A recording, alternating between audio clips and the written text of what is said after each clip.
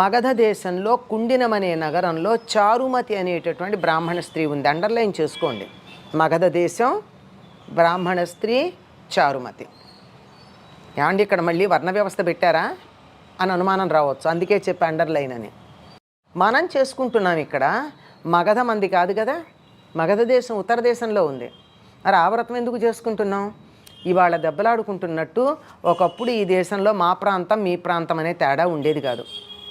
భారతం అంతా అఖండంగా ఉండేది. అందరూ మనవాళ్ళే అనేటటువంటి భావన ఉండేది. అటువంటి మగధ దేశంలో ఉన్న ఆవిడ చారుమతి, ఆవిడ పేరుంది. భర్త పేరో మామగారి పేరో లేదు. అంటే మన పిల్లలు అడుగుతూ ఉంటారు, ఈ దేశంలో ఆడవాళ్ళకి ఏమాత్రం గౌరవం లేదండి, అంతా మగవాళ్ళ మీదుగానే నడిచిపోతుందని. ఇక్కడ మరి భర్త పేరు లేదే. కనుక మన పిల్లలు స్త్రీలకు అన్యాయం జరిగింది అని చెప్పేటటువంటి పిల్లలకి ఈ విషయం మనం చెప్పాలి.